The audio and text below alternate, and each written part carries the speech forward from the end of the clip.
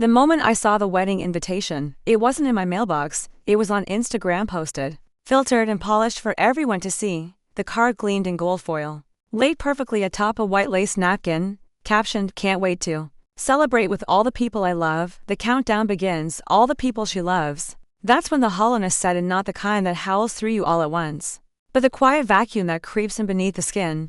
I read the caption. Again, then the comments. Her co-workers from the firm, their spouses, distant relatives we hadn't seen in years. The assistant from her yoga studio. Someone tagged a +1 I didn't even recognize. It was all there, everyone except me. I'm Charlie, 34. I run a custom motorcycle and performance repair shop just outside Chicago. I'm not glamorous, but I'm good. I own every bolt and invoice in that building. I built it myself. When Delaney, my younger sister, got engaged, I didn't hesitate to open my checkbook. She came to me with trembling hands, talking about dreams and first impressions and how venues book fast. She hadn't told mom and dad about their financial strain. She wanted everything perfect. She always did, and I always delivered. I paid the deposit for the venue. It was a garden estate that cost more than my first shop's renovation. I wired in advance for the caterer when the bank froze their wedding fund over a paperwork error. I even footed half the cost of her dress, the one I never saw, not in fittings, not in photos. But no invite, not even a phone call, just a digital announcement to the curative few and a silence where my name should have been. I didn't rage. I didn't cry. I watched. I texted her something quiet, something soft. "Hey, saw your post, didn't get my invite. Did it get lost in the mail?" The dots didn't appear. Not for hours, and when they did, they delivered a blade masked in a ribbon. Hey. We had to make some tough choices with the list. It's a very specific vibe. Don't take it personally. Love you though. Specific vibe. That phrase clawed down my spine. I reread it under every light sarcasm, naivety, oblivion. None of them fit. It was calculated, designed to sound harmless, while driving the knife deeper. But here's the part that twisted beneath it. The next morning, a notification popped up on my business account. A transaction pending approval. A $2,800 invoice for the wedding cake, the final payment. So I was good enough for the bottom line, just not the photograph. That's when it began to shift inside me, something small and cold that pressed into my gut and made room. It wasn't rage, not yet. It was observation, calculation. I went quiet. No calls, no texts, not even a receipt. 2 days later, my mom called, just checking in. "Honey, everything okay?" She chirped, her voice light, almost strained. "Everything's fine," I said. No mention of the invite. No explanation. That silence wasn't accidental. It was rehearsed, polished, like the napkin and the Instagram post. 3 hours after that, Dad called. He never called. Saw some posts. "Looks like Delaney's planning a hell of a day." Huh? I waited. Yeah. No mention of me, no invitation, no question, and just like that, the silence stopped being background noise. It became choreography. They knew. They all knew. That night, I received a voice message from Delaney. It started with a laugh. The one she always used when she was about to ask for something. "Hey, Charlie, so, listen, super awkward, but the bakery needs final payment by Friday. I know you said you'd handle it, thanks again. Just want to make sure it's on track." Not a single word about the invite. Not even the performance of concern. She thought I would still pay. She assumed I'd stay quiet, because I always had. But not this time. I didn't respond. I didn't decline. I simply didn't move. The next morning, I walked into my shop and found a manila envelope waiting at the front desk. No return address. Inside, a handwritten note from one of Delaney's bridesmaids, Claire, who used to babysit our dog growing up. The note was clipped to a list. Finalized guest seating chart. I wasn't on it. Claire had circled one line. In red pen. Backyard contingency VIP family table, mom, dad, Uncle Tim, Claire plus spouse. Delaney's boss, Austin's cousin plus partner. My name wasn't just missing, it had been edited out underneath. A scribble in Claire's handwriting. "This didn't sit right with me. Thought you should know." I stared at the page for a long time. It wasn't about oversight. It wasn't a vibe. It was elimination. And Claire, out of all people, saw it. There was a note in the margin next to the table arrangement. No leather, no denim, no facial piercings, no visible tattoos. I ran a hand over the inked raven on my forearm. The one I got after Dad had a stroke. The one Delaney called a weird midlife crisis. The rules weren't about aesthetics. They were about me. That evening, I updated my payment dashboard. Declined. The invoice bounced back with a flag. The bakery would not proceed without full payment. The deadline passed. 3 hours later, Delaney called. I didn't pick up. 5 minutes later, she texted, "Did something happen?" I saw the payment didn't go through. No question about why. Just a poke, just a check like I was a malfunctioning ATM. I sent one message. I wouldn't want to ruin the vibe. Good luck, then silence, for her, for me. For the machine that they built around my compliance. Delaney told people I was going on a spiritual retreat that weekend.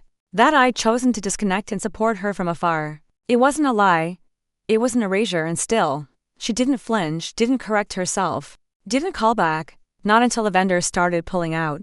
But that's another part of the story. For now, just know this: when someone says you don't belong, and you realize they've used your loyalty as a stepping stone, they're not just excluding you. They're hoping you'll never notice the weight of your own worth. And once you do, they'll have no idea how far you'll go. Once you finally stop carrying them. The day after I sent that message, the one where I kept it light, polite, asked if my invitation had been lost, Delaney posted a story. It was a video of her clinking glasses at a rooftop wine tasting with the caption, "Final tasting before the big day." In the background, our mother's laugh rang out, unmistakable. I didn't text again, I didn't call. I let the silence stretch. It was the kind of silence that reveals, not hides. That night, I drove to my parents' house unannounced. I parked behind Dad's car like I used to when I lived at home. When the garage still smelled like his pipe tobacco and not shame, I didn't knock, I walked in. From the hallway, I heard the voices before I reached the kitchen. "I just don't want her embarrassing me," Delaney said, her voice perfectly calm, almost clinical. "You know how she is, Mom." Double quotes. Mom replied, "She means well, honey. But those jeans with the holes? And the tattoos, it's not the aesthetic we're going for. She's not just out of place." Delaney continued, sharper now. "She's disruptive. If she shows up smelling like engine grease and acting like this is some barbecue in a parking lot." I stepped around the corner. They didn't jump. That's what struck me. They didn't freeze or gasp. They didn't even pretend to be surprised. Mom turned to the sink, busying herself with rinsing an already clean glass. Delaney met my gaze and tilted her head slightly, like I'd just caught her looking at her phone in church, not conspiring to erase me from her wedding. "So that's how you see me?" I asked. My voice wasn't raised. It didn't need to be. Delaney's expression didn't waver. "It's not personal, Charlie. That's interesting," I said, "because it feels deliberate. It's just, this isn't your kind of event," she said, choosing each word like it was a line in a press release. "You mean a place where you need people to look rich, sound polished, and pretend they aren't miserable inside," I said. "You're right. I don't belong there." Dad walked in then, holding the mail like a prop. "Girls," he said, trying to smooth the tension without understanding it. "Let's just calm down." "I'm calm," I said.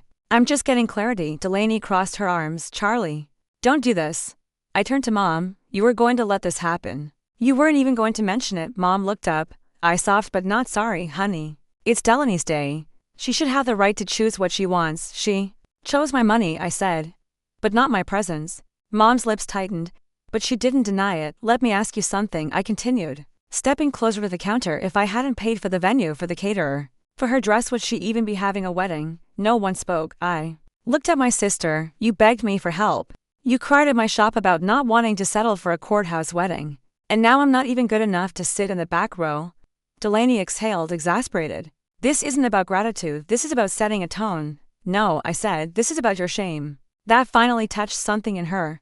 Her eyes flashed, her posture stiffened. "You've always hated that I make more than you without wearing heels. You've always resented that I get respect in a world you don't understand." "That's not true," she snapped. "It is," I said, voice lowering, "and you didn't just exclude me. You edited me out. Like I'm a smudge on your white linen napkin." She stepped forward then, close enough that I could smell the lavender oil she always dabbed behind her ears. "You're making this about you." "No," I said. "You already did that. I'm just finally seeing it." Mom stepped in again, her tone turning sugary sweet, the kind of voice she used when she didn't want to own her complicity. "We can still have a lovely dinner, just us, after the honeymoon. Something warrior style." And that's when I felt it, the shift, the decision calcifying in my bones. "You're right," I said, nodding slowly, "because in my world, when someone helps you, you don't spit in their face afterward."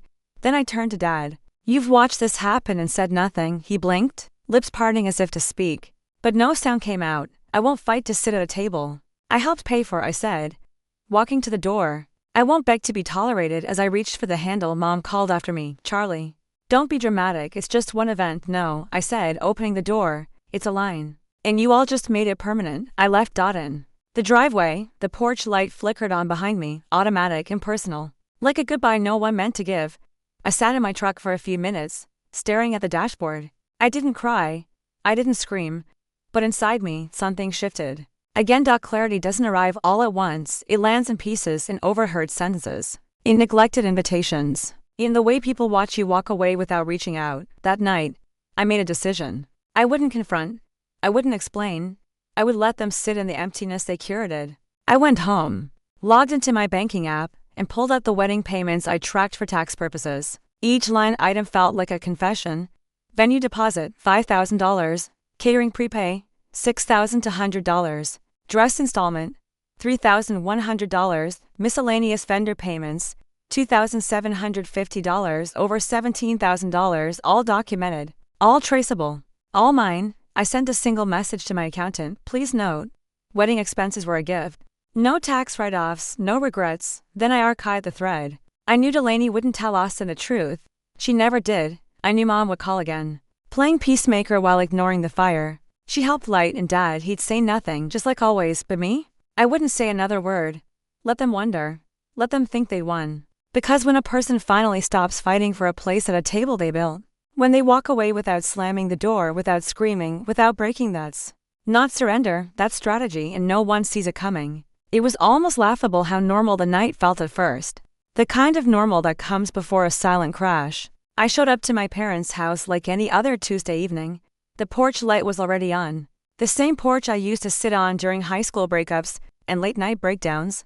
Back then, my mother would come out, hand me a glass of water, and say nothing, but she sat beside me. Back then, silence still meant presence. That night, silence was cover. I didn't text to say I was coming. I didn't knock. I walked in through the back like I always had. I passed the laundry room and smelled lemon cleaner. Heard the distant clatter of dishes. That was always Mom's rhythm, anxious cleaning when she didn't want to feel guilty. The kitchen light spilled into the hallway, and I heard voices of women, one familiar, one intimate in a way that made the words land harder. She means well, Mom said, not knowing I was standing just a few feet away. But you know how Charlie is, she's got a lot of edges. I just can't risk it, Mom, Delaney said. You've seen how she dresses. Last month she came to brunch in steel-toed boots. Mom gave a half laugh, in that vest, like she walked out of a mechanic movie. It's not just that, Delaney said. Austin's boss is coming. Half the guest list is white-collar, corporate. These are people who signed deal to dinner. Charlie walks in smelling like WD-40 and engine oil. What am I supposed to say? Don't mind her. She just owns a garage. Something in me fractured then. But not the way you'd expect, not in the way that makes you break. It was surgical, controlled, cold. I walked in. They didn't jump. Delaney didn't even flinch. She looked at me like I was early to a meeting. That was supposed to be private, so I said, that's what I am now. A liability in work boots. Delaney straightened her spine. Charlie, don't twist this. It's not personal. It's about optics. Mom looked like she'd just bitten into something sour. She opened her mouth, probably to pivot to a softer lie. But I didn't let her. You could have told me, I said, voice even. You could have looked me in the eye and said I wasn't welcome instead. You waited until I saw it online. Delaney held her ground. We didn't want to hurt your feelings. That was the moment, that sentence. The one that opened 100 hidden doors all at once. I realized it wasn't new. This wasn't the first time they decided who I was without telling me. This was a pattern I'd lived inside without seeing the walls. I turned to Mom. You heard her say all that, and you agreed. She set the dish she'd been drying on the counter a little too hard. It's not about agreeing. It's about not making everything difficult. You can be intense, Charlie. You don't compromise. That's not always easy for family events. I let that land. I let it soak. I let her think she'd said something profound, even helpful. Then I asked, who wrote the email to the caterer on her behalf when she didn't know how to negotiate price per head? Silence. Who drove 3 hours to that venue with a cashier's check when the first deposit was about to bounce? More silence. Delaney rolled her eyes. We're not denying that you helped, you're erasing it. I said flatly. You're rewriting the story so you don't have to explain why I'm missing in all your pictures. Delaney snapped. It's one day, Charlie. I stepped closer. No, it's the day. The one I paid for. She hesitated. And I saw the flicker, not of guilt, of fear. The fear that I wouldn't do what I'd always done, quietly comply. That's when Dad walked in from the den, holding the remote like it was a weapon. Hey, what's going on here? She's upset about the guest list, Mom said quickly. She's shocked by the guest list, I corrected, because she's not on it. Dad looked uncomfortable, like he'd just realized the dinner had been set on a minefield. Well, it's Delaney's wedding, you know. She has the right to decide I'm not worthy of a chair, I asked, turning to him. After I helped make the whole thing possible, his face crumpled in that Passive way of his, like the mailman lost his pension. Not like his daughter was being gutted in his kitchen. Let's not do this tonight. I smiled, a sharp, tired smile. Too late. Then Delaney stepped back into her power. You know what, she said. Maybe you are better off not being there. You wouldn't enjoy it anyway, you'd hate the music, the food, the formality. Why force yourself into something that's not you? That was the moment I saw it, the turn. She'd flipped it. I was no longer the rejected. I was a rebel walking away on my own. She was rewriting the narrative while I stood there, pen still in hand. You're right, I said. I don't belong in a room full of people who pretend money makes them better. I just didn't expect my own family to be among them. She didn't respond. She didn't need to. Her silence was confirmation. I walked to the door. My steps were steady, measured, intentional. And then Mom said something that landed like ice water. We'll still do something with just us after the honeymoon, okay? Something casual. That's more your style anyway. That's when the second door opened in my mind, the one that told me this wasn't Delaney's doing alone. This had been rehearsed, agreed upon, sanitized for guilt-free consumption. They'd all voted. And I lost, except I hadn't, because, as I stepped onto the porch, I realized they weren't the ones holding the power anymore. They rejected my presence but assumed my support would stay. They locked the door behind me, but left the plumbing running. But I had the shut-off valve, they just didn't know it yet. 3 days. That's how long it took for silence to turn to strategy. Delaney didn't call after I walked out of the kitchen, neither did Mom. They were banking on inertia, on the fact that I'd always circled back, no matter how far they pushed me. But they miscalculated one thing: I'd stopped circling. I was sitting in my office of the shop, hands blackened from restoring a 1987 Ducati, when my phone buzzed. A message from Delaney, not a greeting, not an apology, just logistics. Hey, hope all is well. Quick heads up, the final cake payment is due Friday. You've got it covered, right? XO? XO, like that last text hadn't gutted me. Like her curated guest list didn't just amputate me from my own family's narrative. I stared at the screen long enough for the phone to dim and lock itself. Then I set it down without replying. The next morning, my mother called. The first 10 seconds were padded in casual concern. How was work? How was the weather? Was I eating? Then, as if rehearsed, she slipped in. I'm just checking that everything's on track with the cake. There was no question in her voice, only expectation. That's when it hit me. This wasn't just about being left out. It was about being used up. My money had been counted into the plan, my absence, too. They were building an empire on my silence. So I ended the call with a single sentence: tell Delaney I won't be covering anything further. And I hung up. The fallout didn't come immediately. It came in waves. Dad called first. Charlie, don't be so hasty. He mumbled as if he were speaking to an unpredictable client. Not his daughter, it's just a cake, just a day. That word again, just. As if $17,000 was pocket change. As if I hadn't bled time and dignity into making her fantasy wedding happen. As if being sliced out of my sister's biggest moment was a clerical error. Later that evening, I received a voice message from Delaney. She wasn't angry yet. She was incredulous. Charlie, are you really backing out now? Everything's already scheduled. You said you'd help. That was the line she thought would work. Not the betrayal, not the disrespect, but the idea that I was messing with her plan. That was a true crime in her eyes.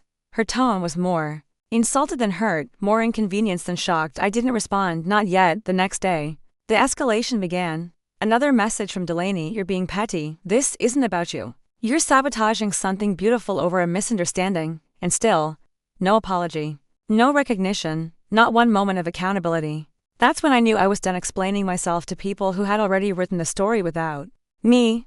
But I wasn't done watching. On Thursday, the bakery emailed me directly. Hi Charlie, just following up on the final installment for the Monteleone wedding cake. Please confirm payment or contact us by 3 p.m. tomorrow to avoid cancellation. I replied, simply, I am not responsible for the Monteleone wedding. Please remove me from future correspondence. 5 minutes later, I received a text from an unfamiliar number. Hey, it's Tessa, Delaney's friend. She's super stressed right now. Can you just help smooth this out? Tessa, the same girl who once spilled wine on my boots and laughed about how I always smelled like tires. Delaney had started outsourcing guilt now. That's when the corner turned. I realized something they hadn't. They thought they were in control of the narrative, that I was the unpredictable element they had to manage. But I was the hinge, the funding, the structure, and without me, the whole thing wobbled. So I pushed gently, strategically. I called the venue, pretending to confirm the invoice status. When they asked if I was a card holder on file, I simply said, not anymore. The silence that followed told me everything I needed to know. They were one delay away from cancellation, and yet, through all of this, No one said the one thing that mattered. Not "we're sorry," not "we hurt." You just expectations, reminders, and veiled threats. On Friday morning at exactly 8:04 a.m., Delaney called. This time, she wasn't casual. "Charlie, we need to talk. You can't just back out like this. We're relying on you." I let her talk. Let her spiral, and then I said, "I'm not backing out. I'm walking away." "There's a difference." She went quiet, then cold. "Fine, if this is how you want to play it. Don't expect an invite.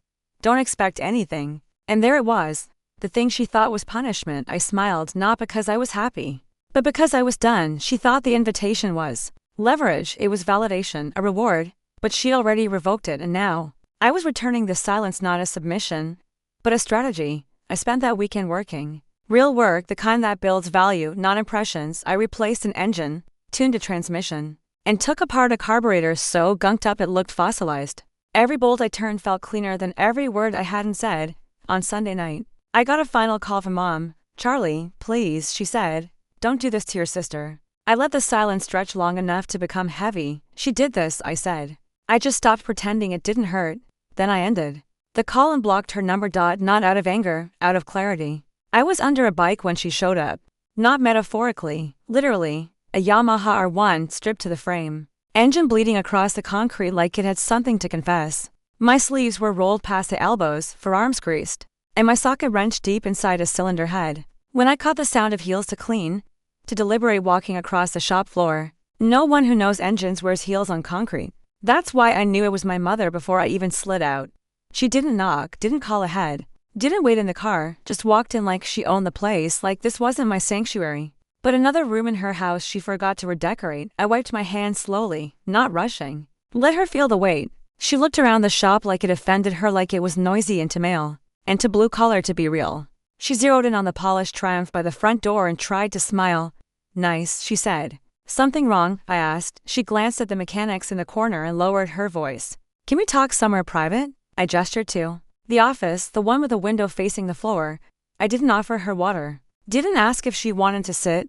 She sat anyway, crossing her legs and smoothing her skirt like she was prepping for a parent-teacher conference. "It's about Delaney," she started. I didn't answer. Let her talk. She's in trouble. Financially, the bakery's refusing to release the cake. The venue is threatening to cancel. The florist called me this morning. I cut her off and she blinked. She can't cover the rest on her own. "Not my problem." Her voice rose. "Charlie, no," I said, still calm. "Not anymore. You said you'd help." "No," I corrected. "I did help. I helped a lot, and then I was uninvited." Mom folded her hands. "Switching tactics. She was wrong not to include you, I'll admit that. But this isn't about that anymore. It's about saving her day." I tilted my head. "The day I was cut out of." "You're being cruel," she said, like she meant it. "No." I replied, "I'm just done being used." She stood, paced once, turned back to me with something rehearsed in her eyes. She was embarrassed. "Charlie," she didn't know how to say it. "You know how she is always so polished, so worried about appearances. She didn't want to hurt you. She wanted to hide me." I said, "Don't spin it." Mom looked at the ceiling like it might offer her a better script. "If you don't help, Charlie, she's going to have to downgrade everything. People will talk." There it was, the real concern. Not the marriage, not the relationship, the optics. I leaned forward, elbows on the desk. "Then let them talk. She'll never forgive you." She never thanked me. Her jaw tightened. Then she pulled a different card. One she hadn't used since I was a teenager and came home bloody from a fight. She didn't understand. "We raised you better than this." I almost laughed, almost. "You raised me to fix things, to clean up everyone else's mess."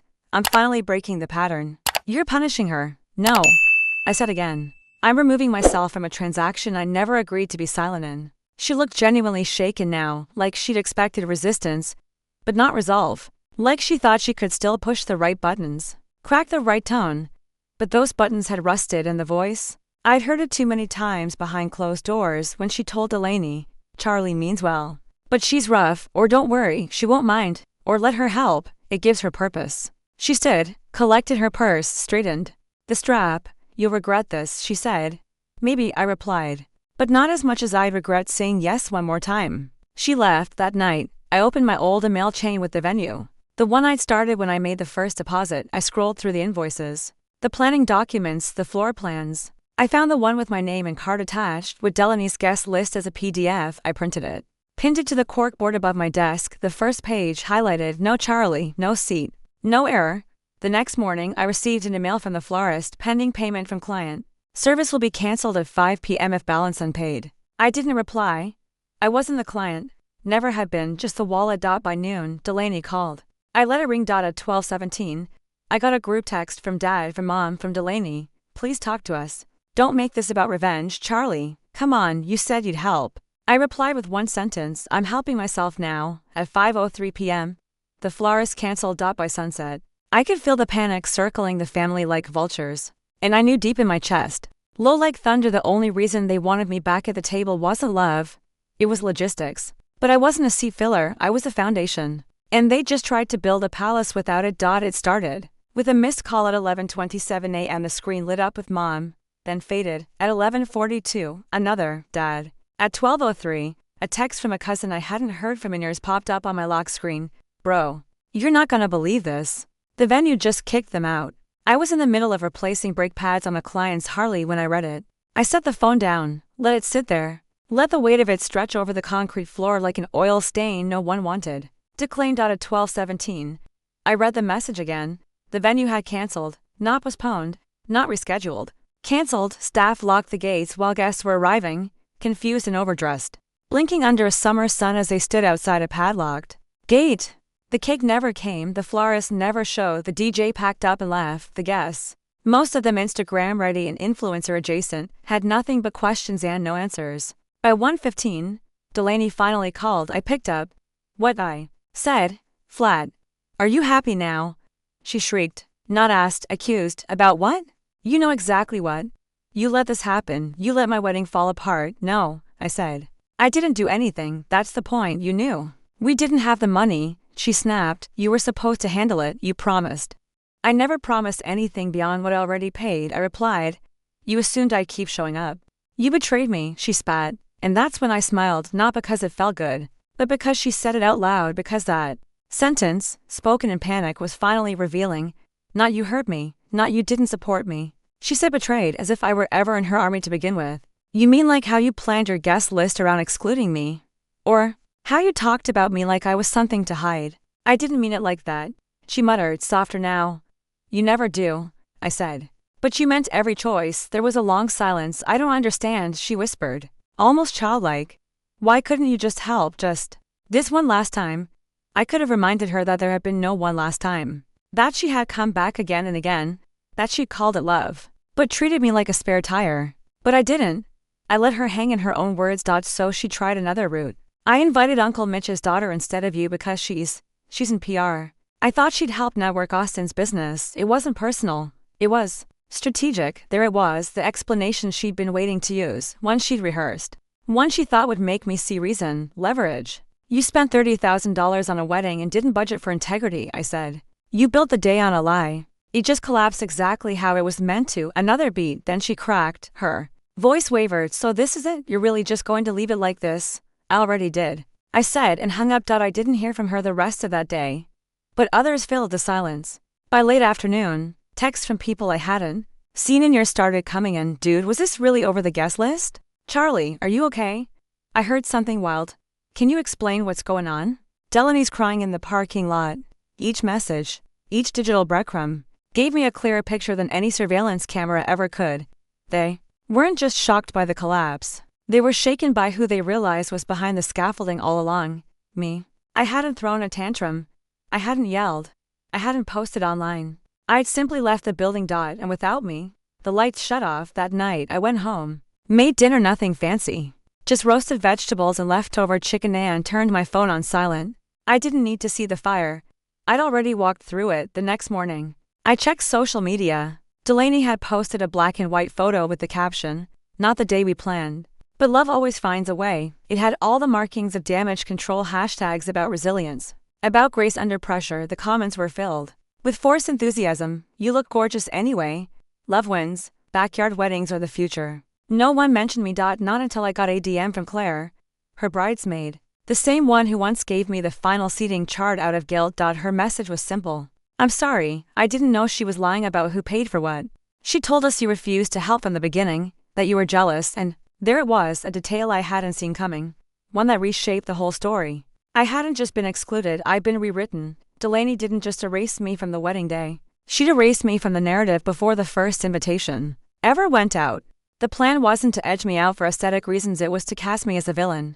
The unsupportive sister, the one who couldn't be counted on because it made her the victim. And victims get sympathy, they get loyalty, they get silence. From the people too polite to ask questions, but Claire had asked. Claire had looked at the receipts, the bookings, the bakery invoices, and she had seen the truth.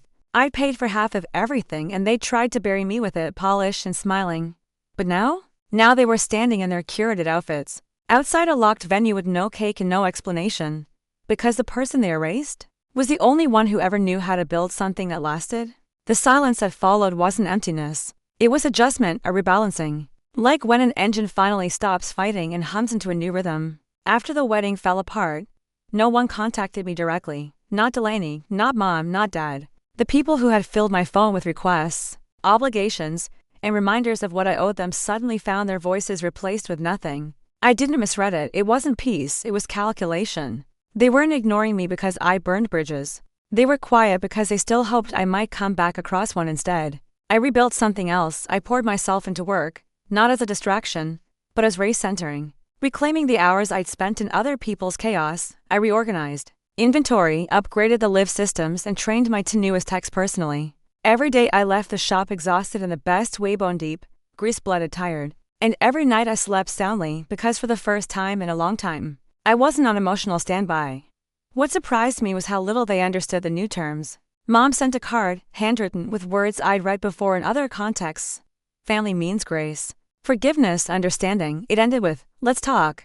But it didn't include the words that mattered. No, I'm sorry. No, we're wrong. Just a gentle nudge toward returning to the role they liked me in: helpful, quiet, available. I didn't respond. 3 weeks passed, then a package arrived at the shop. No note. Just a small, square canvas with a photo printed on it. Delaney and Austin smiling, arms linked, standing in front of the haphazard backyard setup that became their wedding. I stood there looking at it for a full minute before flipping it over on the back. Scribbled in permanent marker. It wasn't perfect, but it was real. I almost laughed. Real. After layers of lies, after rewriting who funded what, after deleting me from the picture, both literal and metaphorical. I tucked the canvas under the sink in the break room. I didn't throw it away. I wanted to keep it not as a memory, but as evidence. A reminder of what people will do when they want your help but not your presence.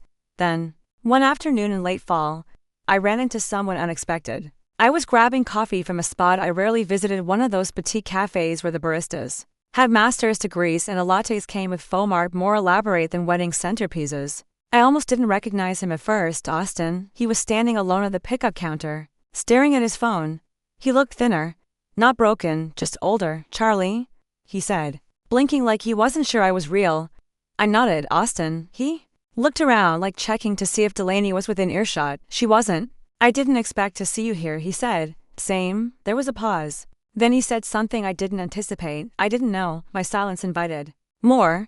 I didn't know you paid for everything, he said. She told me her company was helping, that it was a work bonus, that your shop was struggling. I didn't say anything. She made it sound like you didn't want to be part of the wedding, that you were bitter, that you said no from the beginning. Still, I said nothing. She said you didn't even respond to the invite. I tilted my head slightly, not disbelief, not anger, just observation. I wasn't surprised. I was confirming.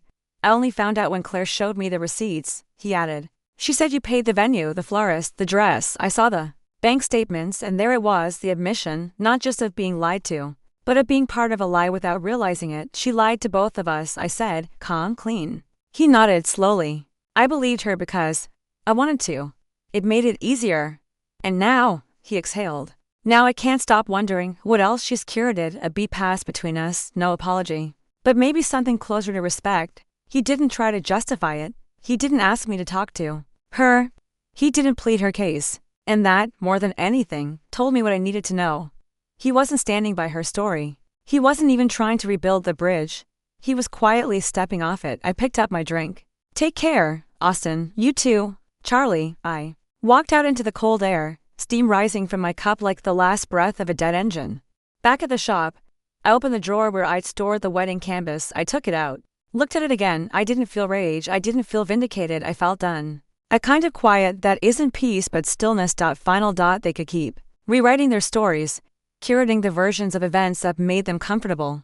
But I have my own version. And mine didn't need approval or invitations. It was a Thursday afternoon, nearly a year after the wedding that wasn't, when I heard the knock on my shop door, not the front, but the side entrance, the one only family ever used. I knew before I opened it, I could feel the hesitation on the other side, the pause of someone deciding how much of themselves to show.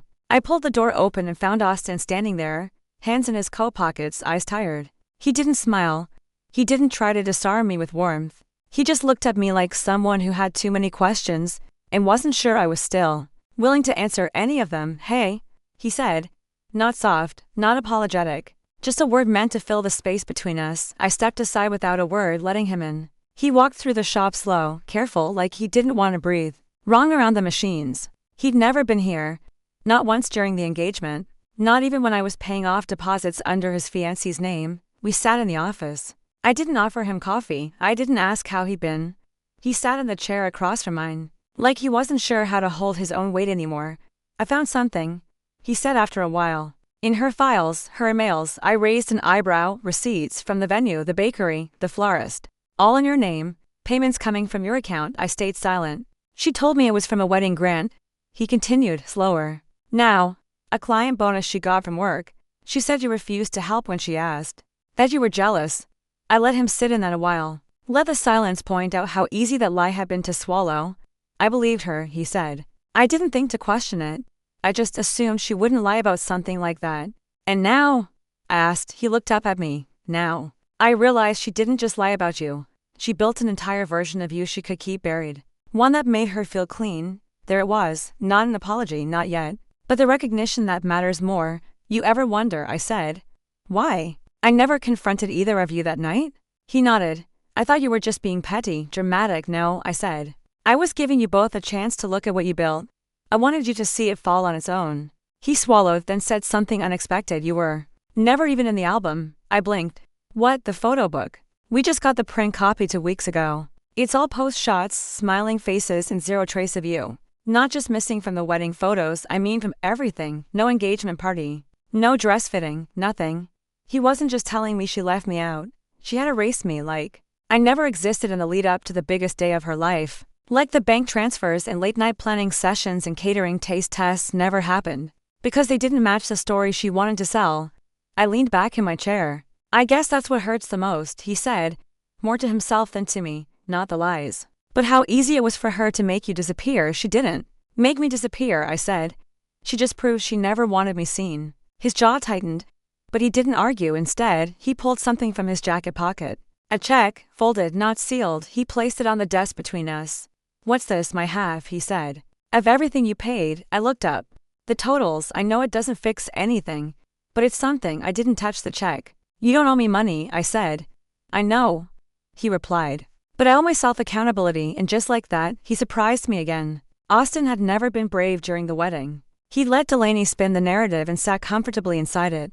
But now he was crawling out, slowly, with effort, with shame. He stood. "I know you probably don't want to hear this, but I'm sorry. For believing her, for letting you carry all that while we looked the other way." I didn't say anything. He turned to go. But before he reached the door, I said, "Keep the check." He stopped. "I don't need repayment. I needed truth. You gave me that." He nodded once. "If it means anything, I don't think she expected you to walk away." "Not really. That's her pattern," I said. "She underestimates anyone who doesn't beg to be included." He left. I sat there for a while, watching the light shift across the floor. That conversation didn't heal anything, but it proved something deeper. I hadn't been overreacting. I hadn't invented the exclusion. I hadn't made myself the villain. I was cast in the role so she could stay center stage, and now the curtains were thinning, and the audience was starting to see the script for what it was. Fabricated, strategic, hollow. I didn't need revenge. I already had the truth, and it was louder than any invitation ever could have been. It was a quiet afternoon in the shop, late spring, sun slanting through the high windows onto polished metal and tool benches. When I finally closed the ledger, not because the numbers were balanced, or because debts were paid, but because the last of what I owed to other people had been settled. I'd spent months untangling myself from that wedding, canceling pre-orders, returning unused linens, reassigning deposits. None of it hurt. Some of it freed me, but that's not even the point. The point is that I did it on my terms. I reclaimed control over what I had funded and quietly erased anything in my name. If there was value in the collapse, it belonged To me, not them. Later, I found myself back at my parents' house, quiet, empty. They had invited me for dinner to reconnect, Mom texted. I walked in the front door and felt the same old pang, like stepping into a painting. That knocked against your chest. But something had changed. The weight of who I used to be had lifted. I waited while Mom fussed in the kitchen, carefully placing dishes on the table. Dad followed, carrying a salad bowl. Delaney wasn't home yet. I slid into my seat. Mom spoke first. Charlie, it's been a long year. Her voice wavered in a way I hadn't heard in years. Not regret, not apology, just uncertainty. Dad looked between us. He cleared his throat. We all made mistakes. Delaney walked in then, calm, collected. She paused at the table, eyes avoiding mine. I looked at her, and I saw something shift in that moment. Relief, guilt, or maybe the fear of being seen. I leaned back and let the silence stretch. Finally, I spoke. I'm here. My tone carried the weight of every transaction, every erased photo, every message I never replied to. But I'm not here to rebuild what you pulled apart. Mom's hand tightened around her fork. Delaney's shoulders dropped just enough. Mom swallowed. We wanted to tell you, no, I said. Calm but firm. Save it. Delaney's voice was barely a whisper. Charlie, I'm sorry. Her apology didn't shatter me, but it cracked something in the room that had been rock solid for years. I took a breath, steady, measured. I didn't come here for a seat at the table. I came here so you could hear something neither of you have said to me the entire time. Thank you. Silence. Thank you for reminding me how strong I am when I stop being polite. I continued, meeting each pair of eyes. Thank you for giving me a reason to rebuild everything here on my own terms. Delaney's eyes filled, but she looked. A weight up. Mom's single quotes S face softened. Dad blinked. None of them moved. I rose from my chair. I didn't need to say more. My actions had spoken louder. I walked out. I've lived most of my adult life thinking support meant sacrifice, even when that sacrifice came at the cost of being erased. I believed silence, compliance, and compromise were what kept family intact. But real loyalty doesn't demand invisibility. Respect doesn't mean being unseen. The real lesson here is simple. Your worth isn't defined by their invitations, their praise, or their curated image of you. True power is in knowing when to build, when to walk away, and when to stop funding someone else's fantasy with your life. If a relationship demands your resources, but refuses your presence, your voice, your value, your integrity, it isn't love. It's leverage. Withdrawal isn't about revenge, it's about reclaiming your narrative. You deserve relationships where your presence matters as much as your contribution. Anything less is a loan you'll never get interest on. If the story hit you, if you've ever been the silent giver, a race behind the curtain, know this.